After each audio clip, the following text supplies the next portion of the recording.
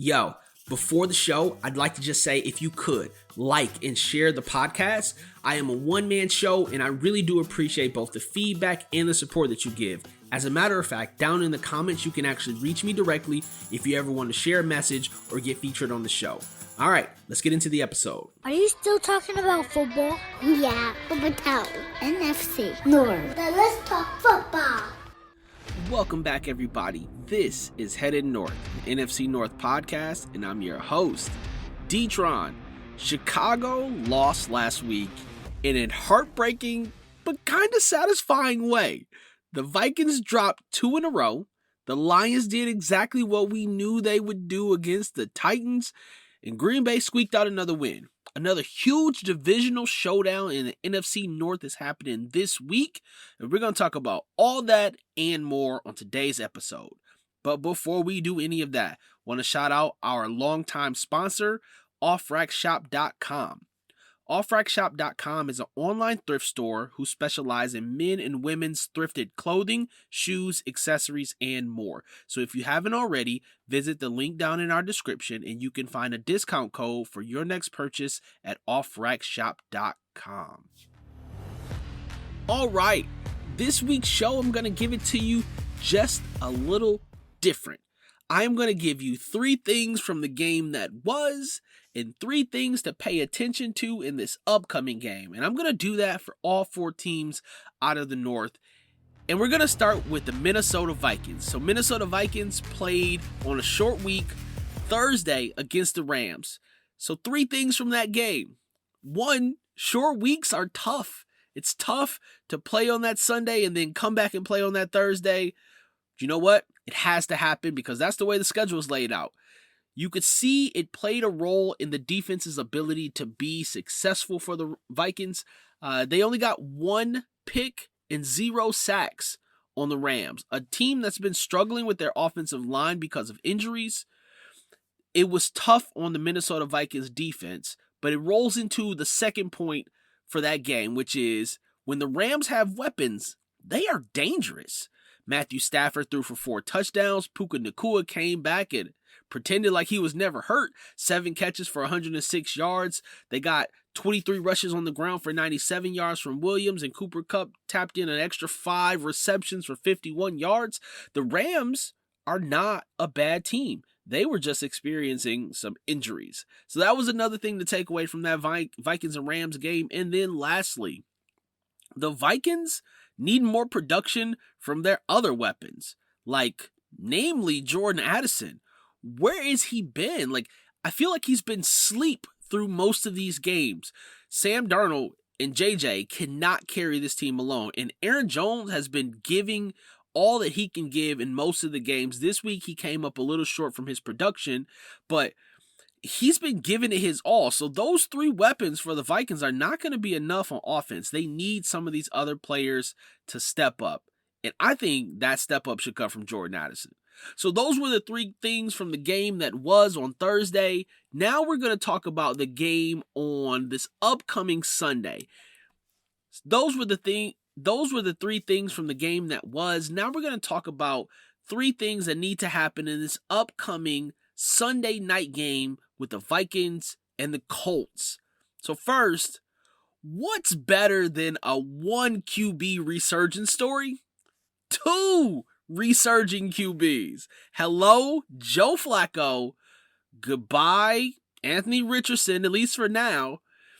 And let the mid-season fall of the Minnesota Vikings begin. Let the slide happen, because there's just something magical about unretired Joe Flacco going out there and playing like a Super Bowl champion. He just does this, and it looks effortless, and he also is leading a team that have some question marks about their franchise QB. That's what I see in this. This game, for a second point, by the way, is the smell of desperation. You got the Colts, who are in second place in the AFC, but they just benched their franchise QB because he decided he wanted to tap out of the game because he was tired. Now, certainly I talk about this like you shouldn't get tired if you're a quarterback. I understand they're getting hit, they're having to play, but you've got to know you're the head of that team. You're motivating everybody else. If you're tapping out because you're tired, you need to suck it up. Or like Micah Parsons said on his podcast, you need to lie to the media and just don't tell them that that's the actual reason. Whatever it is, this feels like a desperate spot for a team who's trying to hold on to their potential to get into the playoffs in the AFC South. And for the Vikings, they're slipping. They slipped from first to third in the matter of 2 weeks. And they're in the most competitive division in the whole NFL. So they need this win. So again, I smell desperation with two resurging QBs. This is going to be a really good Sunday night game. And the last point for this upcoming Sunday night game is, I think the group that has the best running back is gonna win. So whether it's Taylor or Jones, whoever produces the best day is going to give their team the best opportunity to win. And that should probably not be a surprise, but it's going to play as really important, or it's going to play a really important part in this week's game, because I think that the offenses in the passing game is going to struggle. So the rushing game is going to be the thing that gets the win for either one of these teams. And I'll tell you about who I believe is going to win a little bit later in Spreading the Field. So let's jump into the Green Bay Packers and the Jaguars, the game that was. So our three things from that game. We knew it would be close, which is why I told you to take the Jags +4 on my previous show. Green Bay has, on occasion, played down to their opponents to get games started. The second point in this sort of continues. 3 of their 4 games on the road, they didn't play exceptionally well. You've got a loss to the Eagles, which was in Sao Paulo. They played an injured Rams team, and they played them close. And they played a spiraling Jags team close. The other game was the Titans. That doesn't really count. They beat them by 16. They should have beat them by more. But still, they play close games, and they generally play down to their competition, or at least at the start of the game. That's what it appears. So I think those things are going to play a role here into their next week. The last point for last week's game, Jordan Love left the game with a groin injury. Malik Willis came right in and didn't miss a beat. Now, that's going to have ramifications potentially for this upcoming week where they take on the Detroit Lions in Lambeau. So my first question, or my first point for this game is, will Love be limited with his movement? Again, a groin injury, that can manifest itself in a lot of different ways. I don't know that the Green Bay offense survives with having to bring in Malik Willis, or starting or playing Malik Willis against this Lions team. Although, the Lions are missing their best player on that defensive line. Without Aiden, even against a bad Titans team, they only picked up 1 sack. In a game where they beat them like 52-14, they picked up 1 sack. So definitely missing his presence on that offense, on that defensive line. And that could play a role if Jordan Love has full range of motion or movement. He could get out of the pocket and make it a little more difficult on that defensive front for the Lions.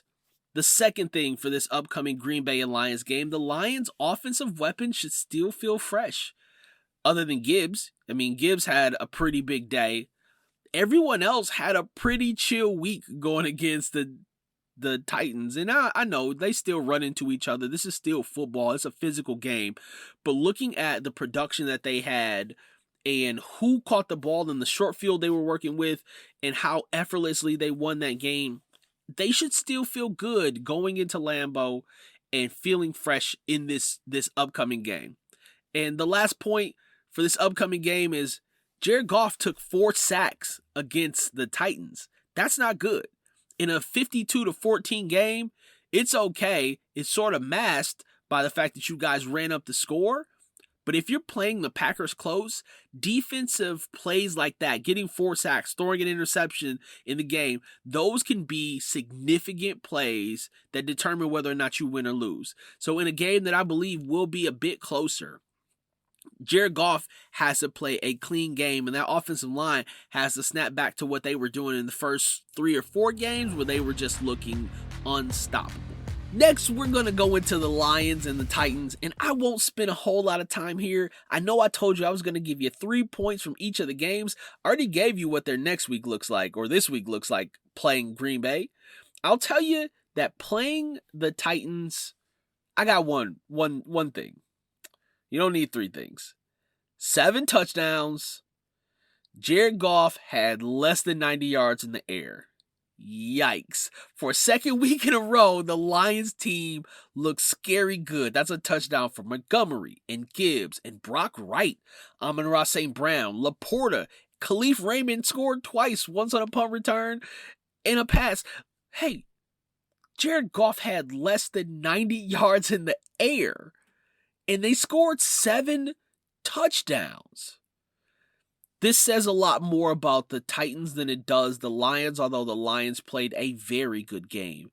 The Titans team just wasn't that good. That's all I'm going to say about the Lions game. I really just look forward to them going into Lambeau and taking on Green Bay and what that's going to look like for the division, because it is tight right now.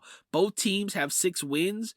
Green Bay Packers have 2 losses. Lions only have 1 loss. So right now the Lions are in the number 1 spot, but that could very easily change with the way that this game works out. So looking forward to that divisional clash between the Lions and the Green Bay Packers in Lambeau this week.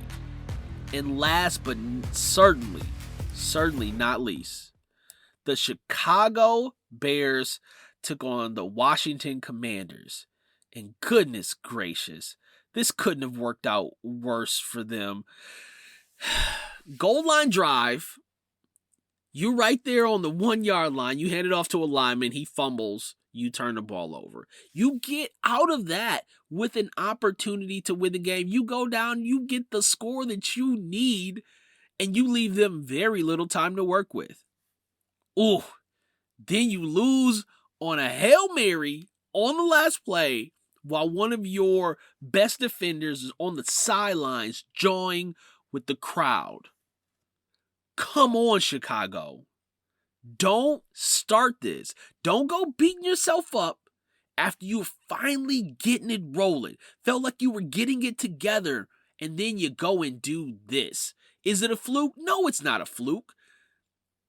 That was strategic where he placed himself. And the Chicago Bears should have batted the ball down instead of tipping it and leaving it up for grabs. All right, that's point number 1. Number 2 about this game, Swift is actually the cheat code for Chicago. He is going to be the reason they can unlock some success on that offense, because he has been performing at a very high level despite Caleb's inability to do some things along the way. Caleb has to compliment him. And the rest of the offense, of course. But Caleb going 10 for 24 is not a compliment. I know he knows that. I know the offense knows that. I'm sure Chicago fans knows that. Look, Swift is going, if he continues to give you what he's giving you like he did in this past game, over 100 yards on the ground, scoring a touchdown, he's keeping you around. Caleb's got to complete a touchdown pass. And my third point, I told you guys. So if you go back to my draft episode and the episodes leading up to the draft, I told you that Jaden Daniels was going to be the best quarterback in this draft. It didn't matter what everybody said about Caleb Williams and USC and the talent and whatever. Jaden Daniels was going to be and is the better QB. He showed it. 21 for 36, 326 yards passing, a passing touchdown, and when it mattered, put one up in the air and gave his folks a chance to go get the ball. Caleb wasn't even able to throw a passing touchdown. They did still have an opportunity to win this game and probably should have, but he's got to play better. And giving him an opportunity to play better is this week. Chicago is taking on Arizona. Here's 3 things you need to know. Arizona is favorited by 1.5 points.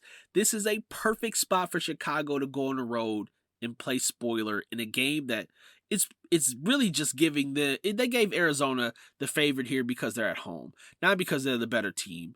And hopefully Chicago can come out and show that. This is a very winnable game for Chicago as a point number 2, but they got to be able to convert on third down. Right now, they're tied for 26th in the league, converting third downs at 33%. That's not going to get you very much in the NFL. You've got to be able to keep your drives going. You've got to be able to convert on third downs. And Chicago's defense needs to get back to what they were doing, which was playing at an elite level like they did at the beginning part of this year, especially against a talented quarterback. You could say a lot of stuff about the Arizona Cardinals, but Kyler Murray can ball. He can run on you. He can complete the pass. He's got an arm. The kid's got talent. So this Chicago's defense is really going to have to step up if they want to pull a win out on the road. All right. So now that we've got through all of the teams last week and this week, let me take you into spreading the field to see if I can help you win some money. Now, if you listen to the show and you got your picks in late, you might have actually got some money if you didn't put the Vikings in on Thursday. But let me run you down first the rundown of how I've performed so far to date with spreading the field. So week 2, 50%, week 3, 25%, week 4, 33%, week 5, 33%, week 6 was the only week so far that I've went 100%. Week 7 was 50%, and week 8 this past week went 75%, with the only game that I got wrong was the Vikings. I said take the Vikings -3, and I said that without knowing that Matthew Stafford was going to have all of his weapons back. It did not look good for them, and unfortunately, the Vikings weren't able to get past the Rams here. So that one wasn't right, but the rest of these, if you chalked up a Sunday-only ticket for me, I took you 3 for 3. The Lions, I said they were -11. Take them. I could see this being a 28-10 affair. I said you could even probably slide it back some and take them like -16. This was a 52-14 blowout. I should have told you to take them -30. I don't know. Either way, we knew the Lions would cover for sure. I mentioned taking the Jags +4 against the Packers because the Packers will play competition close. And that's what happened. On the road in Jacksonville, they played the Jags close. And they won, but only 30-27. So the Jags did cover. And Chicago, who was off on a bye week the week before, I told you to take the Commanders if Jaden Daniels was playing, which would have been a +3 for the Commanders if Jaden Daniels was playing. And I told you to take Chicago if Jaden Daniels didn't play. Well, he played. And if you took the Commanders at +3, it worked out for you because they won on that Hail Mary and got the dub. So, went 3 for 4 on last week. Hopefully we can get you a 3 for 3 on this week because we've got a divisional matchup.